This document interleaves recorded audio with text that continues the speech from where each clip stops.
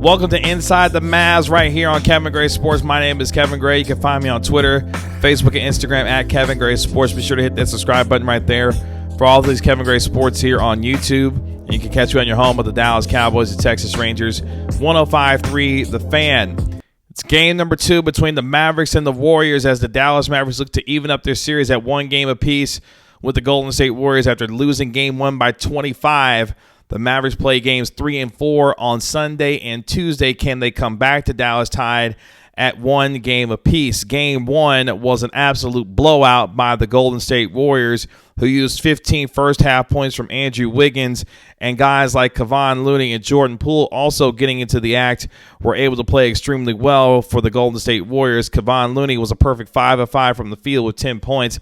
A guy in Jordan Poole in that game with 8 of 12 had 19 points that got to the basket pretty much at will, especially when he wanted to go to the basket. Meanwhile, the Dallas Mavericks missed 37 of the 48 three-pointers that they took, shot a paltry 36% from the field and 23% from the three-point line. Luka Doncic with only 20 points in game number 1. How do the Mavericks adjust now going into game number 2, where they will need not only better shooting performances from the three-point line, but they've got to find a way to introduce some physicality into this series against Stephen Curry, Klay Thompson, Draymond Green, Jordan Poole, and others. One good thing that the Mavericks did do, especially in the first half against the Golden State Warriors, they held Klay Thompson and Stephen Curry to just 4 of 14 shooting for only 7 points. Unfortunately, though, in the third quarter, when you look at their numbers there, Stephen Curry and Klay Thompson erupted. Stephen Curry went 3 of 6, had 9 points. Klay Thompson went 5 of 7, had 11 points in the third quarter, combining for 20 of the 34 points that the Golden State Warriors scored in that third quarter. So if the Mavericks can find a way to limit Stephen Curry and Klay Thompson throughout the course of 4 full quarters, while also ensuring that guys like Jordan Poole and Andrew Wiggins don't get off, and the Mavericks make some shots, this team could possibly win game number 2. Now, another thing that Golden State did in game number 1 is that they introduced a lot of junk defenses, that box and one, multiple zone looks to try and confuse and disrupt the timing and the rhythm of Luka Doncic and the Mavericks offense. They will look to do some of that same thing going into game 2. I don't expect to see as much of the junk defenses, knowing that Luka Doncic is really good at diagnosing defenses and exploiting those if you continue to run them over and over again.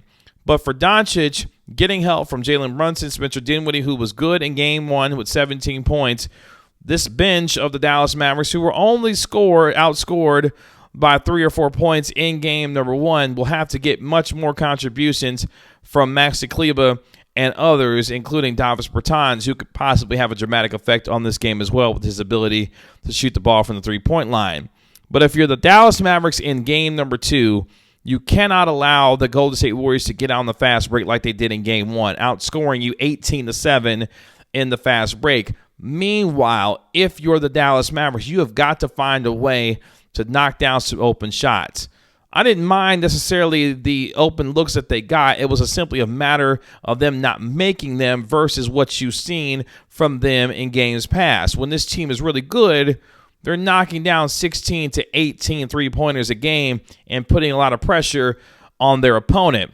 One thing that's underrated about what the Warriors are and what they do, they psychologically put a lot of pressure on you to feel like you've got to make a bunch of threes in a game that you play against them, because you know how good they are and how quickly they can put runs on you. So if you're a team playing against the Warriors, you feel like you got to shoot yourself into games early on by knocking down a bunch of shots, because you know that the Golden State Warriors are going to go on runs in games to be able to put 10, 12, 15 two-run types together during the course of a ball game. And if you can find yourself knocking down as many open shots as possible to give yourself a little bit of that cushion to withstand those runs that the Golden State Warriors are known for, you're going to give yourself chances to win ball games. But I thought they relied a little too much on the three-point shot, especially in the first quarter. You look at the first 20 shots that the Mavericks took in quarter number 1 of game 1, 15 of those were from beyond the three-point line, and they only made 3 of them. You can't necessarily continue to live by the 3 in that manner when you're not knocking down shots the way that the Mavericks were not doing in game number 1. So I expect in game number 2 much more dribble penetration to be able to try to create some easy buckets and get to the free throw line, but 2, continuing to make the extra pass to go from good to great shots. And if you're Jalen Brunson, take some of those off-the-dribble three-pointers that you are capable of making and not passing up those shots. He went up 0 of 5 from the three-point line in Game 1.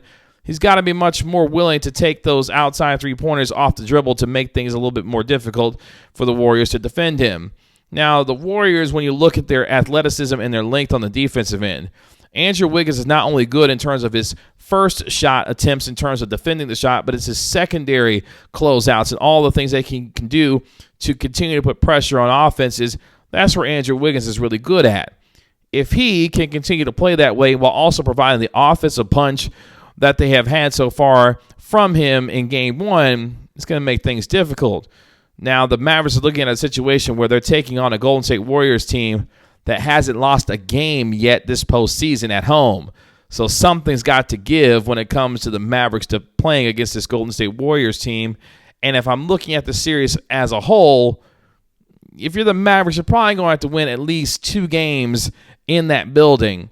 It starts with getting game number 2 against the Golden State Warriors. And if you can and get this thing back to Dallas tied at 1 game apiece, you're going to give yourself a pretty good shot to actually win this series, because we know that the Mavericks themselves right now are on a 5-game home winning streak themselves in the playoffs. And you like their chances coming back to the American Airlines Center for games 3 and 4 on Sunday and on Tuesday.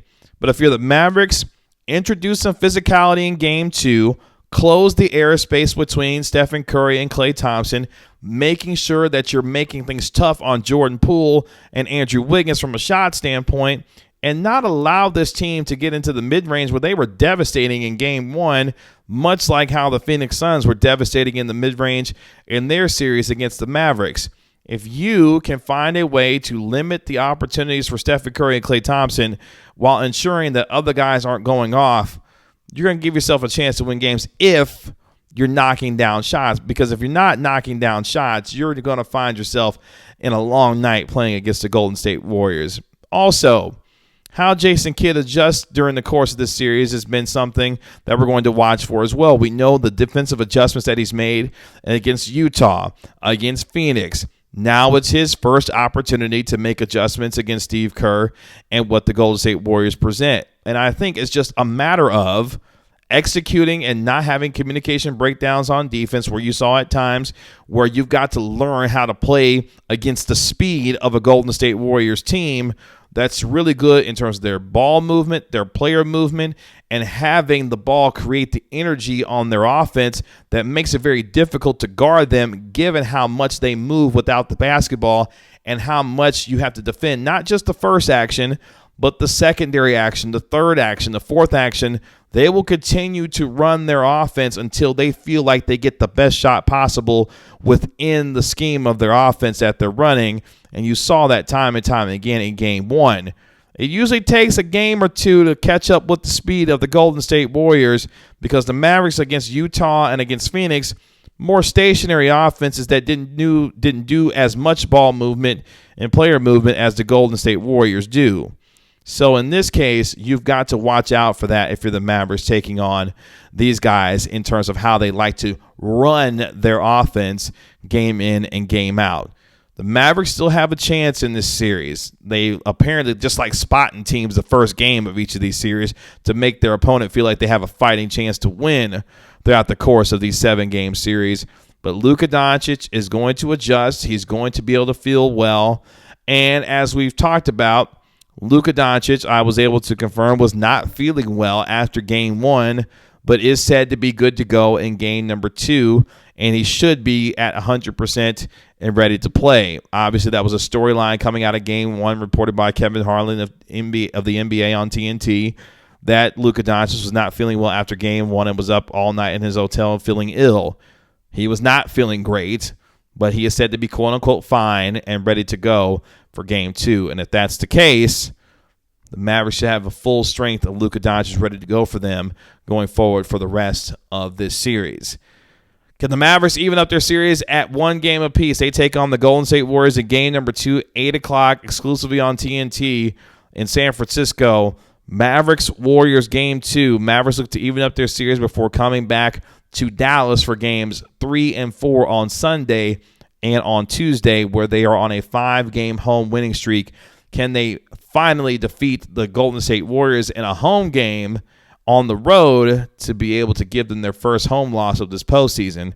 We'll find out when the Mavericks take on the Warriors. This is Inside the Mavs right here on Kevin Gray Sports. You can find me on Twitter, Facebook, and Instagram at Kevin Gray Sports. Subscribe to Kevin Gray Sports here on YouTube. You can become a Gray Area Club member for just a few bucks a month, and make sure you subscribe to my channel here at Kevin Gray Sports. I'll talk to you later. Peace.